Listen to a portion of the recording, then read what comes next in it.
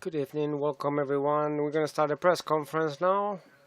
Real Madrid-Zalgiris. The coach will perform an assessment, and after that we'll start with a set of questions. Please, when you ask your questions, identify yourself with your name and the company that you represent whenever you want. In Spanish? No problem. Good evening. I believe in general we didn't do what we had to win. We can see that in 96 points Real Madrid scored. We missed a lot of details. We missed a lot of small things. And in general, if you want to win here to Real Madrid, it's nearly impossible if you get 96 points. We were lucky in some situations in the attack, and we knew that we could damage him in some situations, and we were smaller but faster in other positions. And well, we were there, but during the break, I told my players that it's impossible. We need to be tougher. We need to make them score less, because we had another 25 points in the third quarter and 22 in the last quarter, where we played a bit better, but it was not enough. Questions for Mr. Jaskevicius?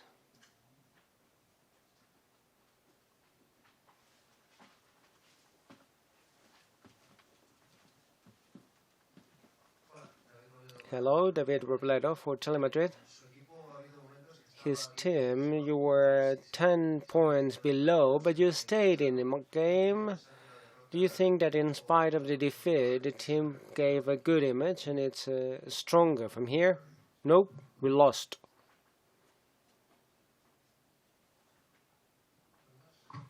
Any more questions? Good evening, Javier Fernandez from the third team. In spite of the defeat, one player was better than the others, Kevin Pangos.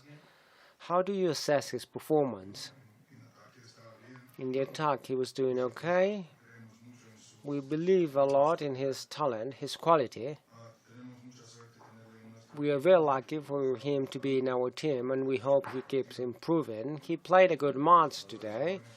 Like all young players, it's important for him to be consistent, that he plays like this more or less every week or most of the weeks.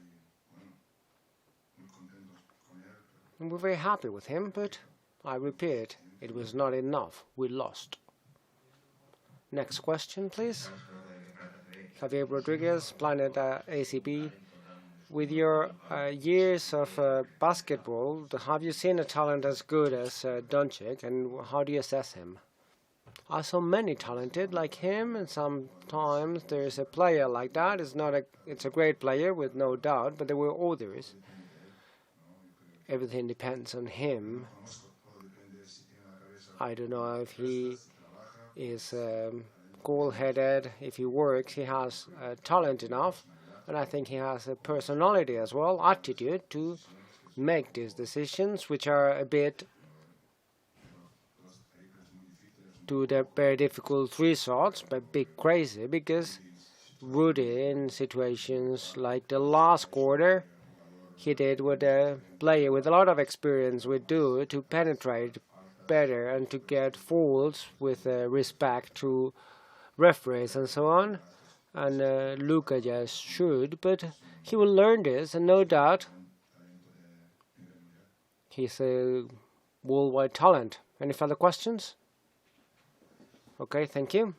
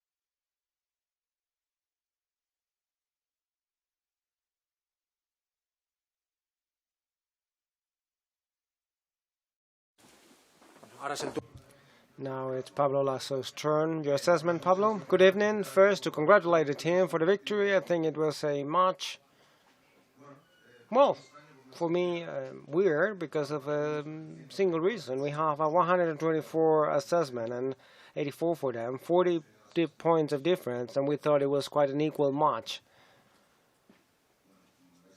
As you're going to ask, I'm going to try and explain why. I think we did many good things. As a matter of fact, we won. You can keep that, which is real. But I also believe that we were very much punished in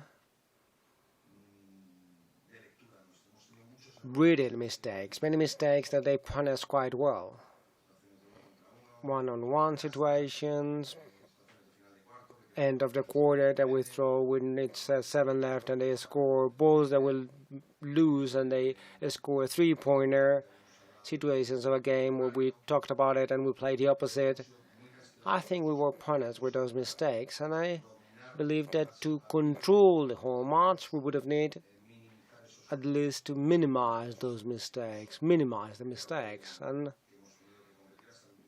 that's why we had to compete all the way to the last seconds, because Zalgiris played very well. He's very dangerous in the 3-point line. I'm happy because of the victory. We know that in EuroLeague each match is as difficult and as complicated, and we'll try to start thinking about the match on Sunday in Bilbao, where it's going to be as difficult as this one, for sure. Questions for Pablo? Jaime Gwen for papel.com. How do you assess Luka Doncic performance, being 17 years old? Well, I think he played quite well in general. Probably highlights because of the two final 3-pointers. But I think that in general he played quite well. He handled the team well. He was able to cover some defensive positions. He got some rebounds, but probably you would highlight him even more because of those 3-pointers that were really important. I'm happy with his performance. Fernando Lin for Tercer Equipo. Well, Pablo, the team had advantages that went 10 points above in the third quarter, and the fourth quarter they got closer little by little until the point of tidying up. What happened in that last quarter? A bit of what I was saying before, that they punished our mistakes hard. We had no continuity during the match, and the last thing we did on the third quarter is really clear. You have the ball, you have the last possession. Hunter gets the ball with 7 seconds. Bad shoot, he misses, and he gets a 3-pointer. And we got the ball at the beginning of the quarter. And that's an example, which I think is visible. So I think we were quite punished in our own mistakes. I don't want to lose this pitch of the fact that we won by 40 on the ranking, because that's not what I do. Of course, I want to see the things we did bad, and we will now analyze that. But we were able to win in a very difficult match because Zalgiris is a very solid team.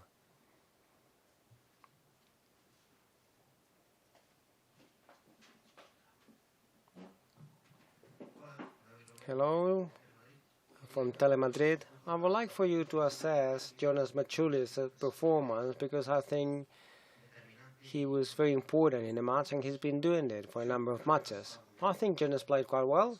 In general, I think he contributed a lot from the defensive and offensive point of view. We knew it was an important match where we was going to be important because of the way they play.